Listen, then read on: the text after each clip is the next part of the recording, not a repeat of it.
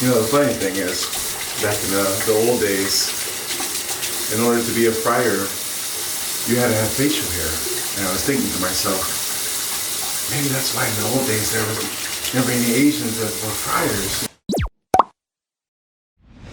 Hi everyone! Many of you that know me noticed something new about me recently.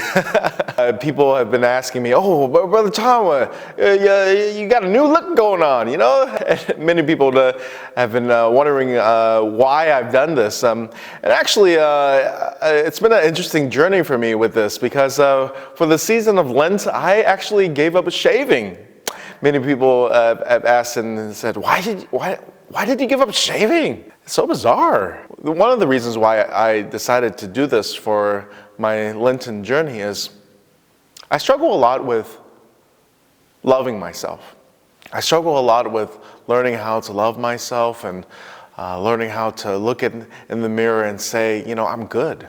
This has been interesting because I said, I'm going to not focus on the externals, but really focus on the internal, this Lent. And it drove me crazy sometimes. Every day I would have to, look in the mirror and say, Tom, you're good. You're loved. And I had to learn how to accept that. And some days I looked at myself, I was just like, oh, I can't stand this thing on my face. And I would be tempted and say, I got to shave this off right away. I would ask my friends, I was like, what do you think? What do you think? It looks good? Huh?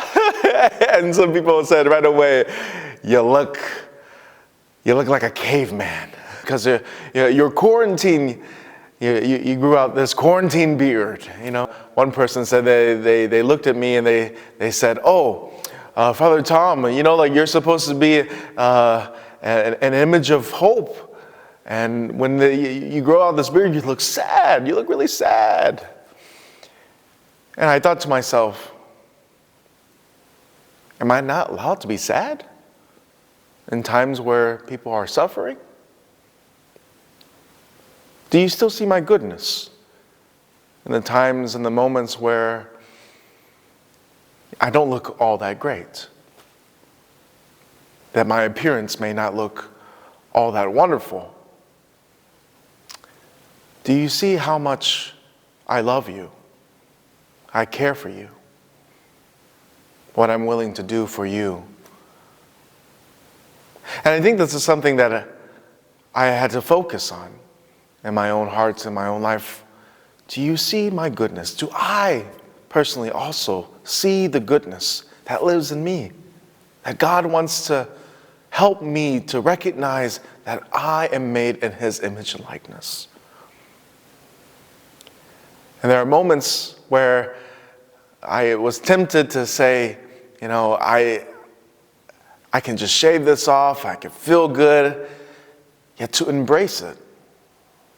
To embrace the moments where we may not feel all that great, we may not look spectacular, yet who we are is extraordinary.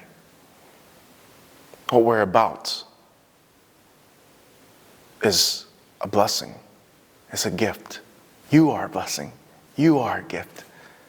And through this time period, I had to really reflect on this. How do I help people now see their goodness? And when I look at them, when I look at their suffering, when I look at what they're going through, when I look in the moments where they don't have it all together, how do you help them to see that they are loved?